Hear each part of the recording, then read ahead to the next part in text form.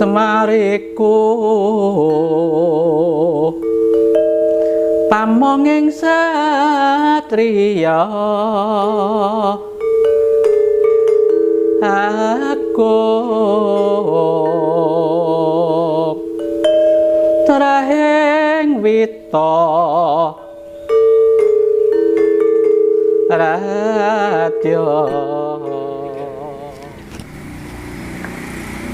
Sabdo Palon Noyo Genggong ini dulu adalah penasehat Prabu Brawijaya di Mojopahit.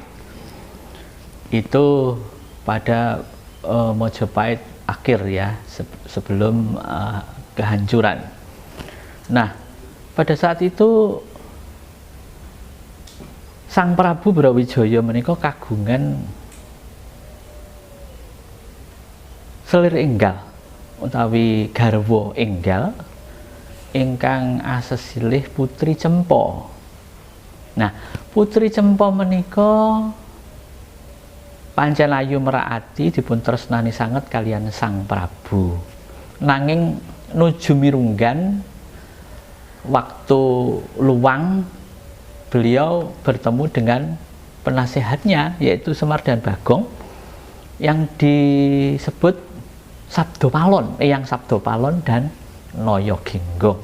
Di suatu kesempatan beliau bertanya, "Kakang, kadiparan kawibawan ingsun ana ing Mojopahit. Nganti tumeka kapan, Kakang?"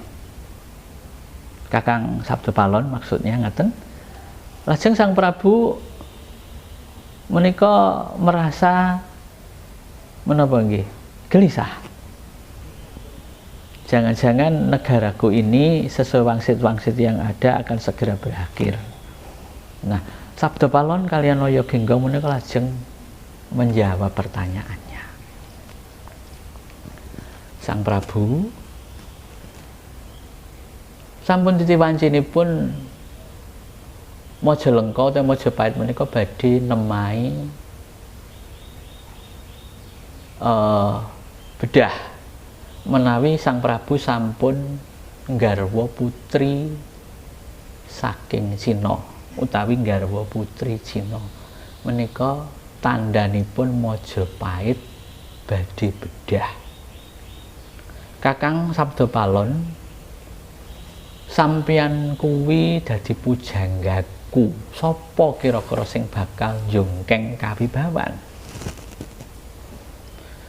Menawi Sang Prabu dangu kula menika ingkang badhe njungkeng kawibawan Paduka inggih menika putra Paduka piyambak ingkang mijil saking Putri Cempa. Lho, apa kaya mangkono Kakang? Apakah seperti itu? Inggih, menawi boten percados monggo dipun padosi menapa sebabipun. Nah, sesampunipun mekaten Sang Prabu nandhang gerah ya. Sang Prabu menderita sakit. Kemudian Putri Cempa ini sebetulnya sudah muslimah ya, sudah muslimah dan selalu menceritakan keutamaan utawi utaminipun ngrasuk agamaning Gusti ingkang pungkasan. Dados Putri Cempa menika bibinipun Sunan Ngampel atau Raden Said atau Raden Said nggih atau Sunan Ngampel. Lajeng di dalam penderitaan sakitnya Sang Prabu kemutan kagungan abdi saking Tuban. Putranipun Adipati Wilwatikta inggih menika ingkang jumeneng dados pandhita agama Rasul ingkang ngajejuluk Sunan Kalijaga. Pramila Sunan Kalijaga menika dipun timbali marak sowan wonten Keraton Majalengka utawi Mojopahit. Sesampunipun pinanggih Sang Sunan Kalijaga, Sang Prabu sigra ndangu, Sunan Kalijaga, apa wis titiwancine negaraku bakal ambruk? Kasinggihan sinuwun menawi kepareng Paduka sampun ngraosaken tanda-tandanipun.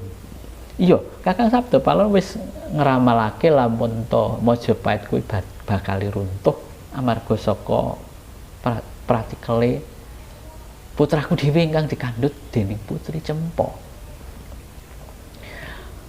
Oh menawi mekaten supados mboten ngantos kedadosan sinuwun pramila kamangka Putri Cempo menika kagungan putra pulunan ingkang sampun wonten atau sederek nggih keponakanipun sampun madeg wonten Ngampel Denta pinaringan bumi lungguh anggenipun badhe nyebaraken agami Islam wonten ing Surabaya sekarang. Akhirnya Sunan Kalijaga mengajak Sinuwun untuk masuk ke dalam agama tersebut.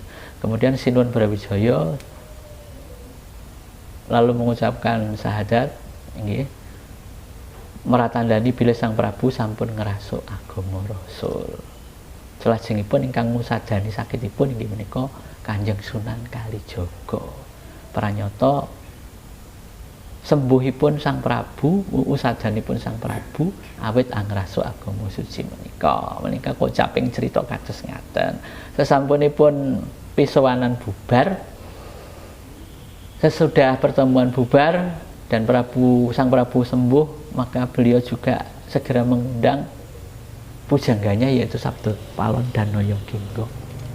Kakang Sabda Palon, sabdanya begitu, lamun to saged panjenengan kula ajak ugi melebet agamaning pangeran ingkang pungkasan. Wonten ing ngriku Sabda Palon kaliyan Sabda Naya Genggong kaget nggih.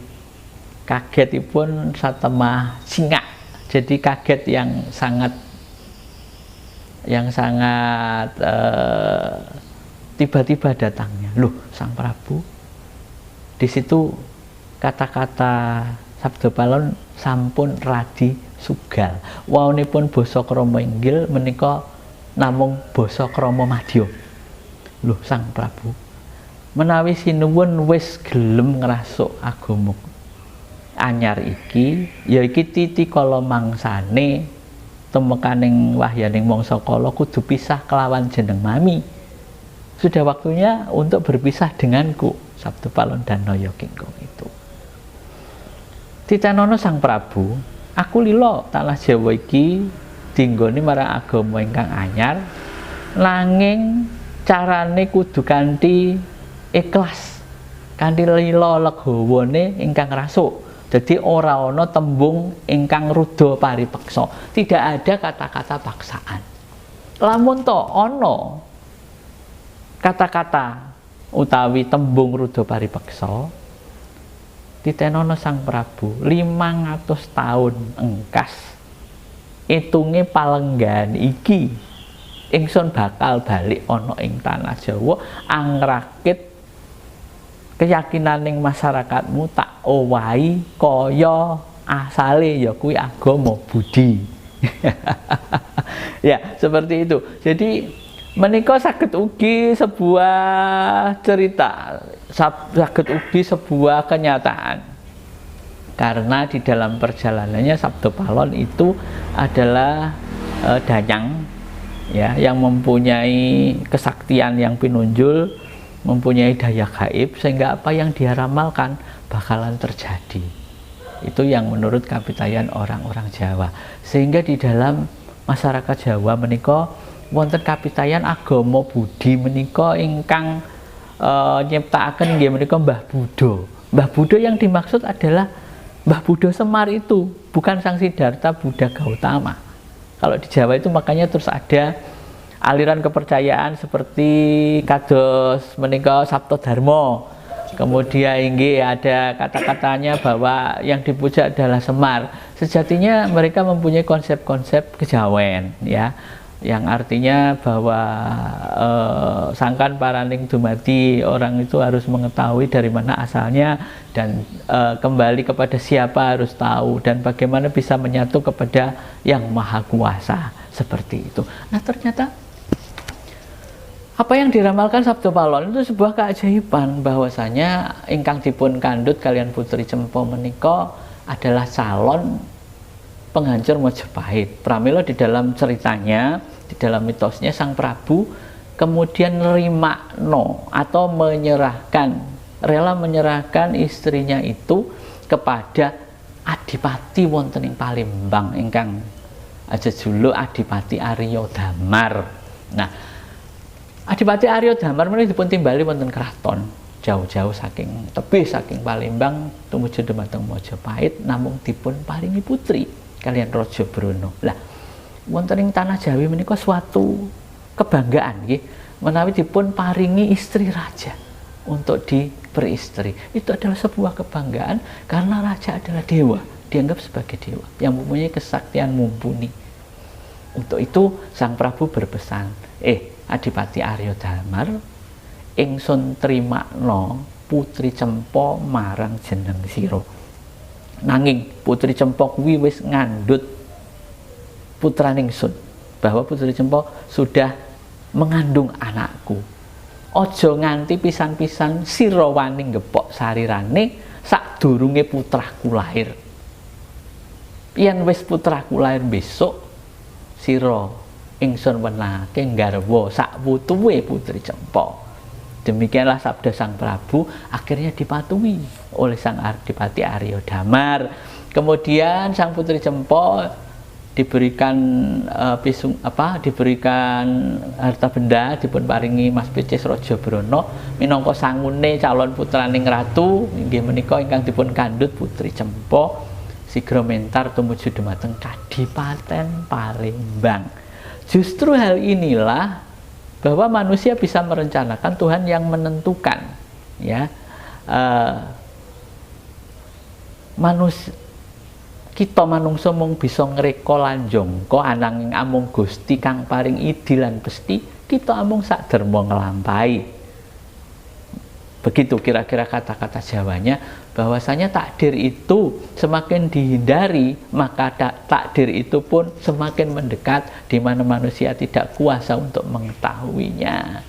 Ternyata setelah diterimakan kepada Adipati Palembang, di sana ternyata mereka adalah termasuk Adipati Arya Damar itu merupakan murid dari para wali songo, sehingga pada saat Pangeran Jimbun Patah lahir diberikan nama Pangeran Jimbun Patah atau Raden Fatah, ya.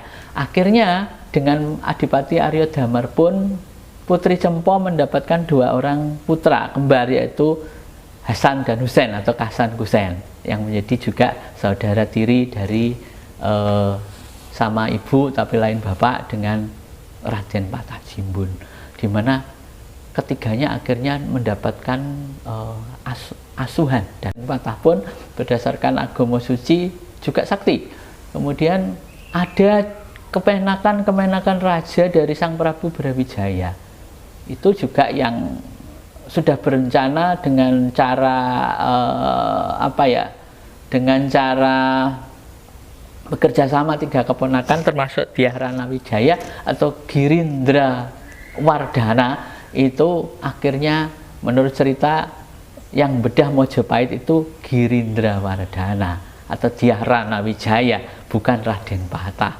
Nah, Raden Patah itu mengambil alih kekuasaan, justru menyerang Girindra Wardana untuk menegakkan kembali Majapahit. Kemudian akhirnya bedah, ya, dipindahkan ke Kediri, dibedah oleh Raden Patah. Kemudian Raden Patah mendirikan kembali Majapahit.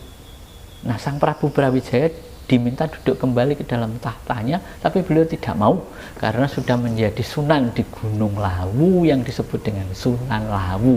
Sementara Sabdo Palon dan Noyo Genggong yang mempunyai kesaktian spiritual sebagai reinkarnasi Dewa Ismaya menika mentar kesah wonten ing Pulo Dewata Bali. Sehingga sampai sekarang, ya maaf Bapak Ibu, saudara-saudaraku semuanya, karena Semar itu adalah manungsa pengawak dewa, kemungkinan juga akan muncul kembali di tanah Bali, ya.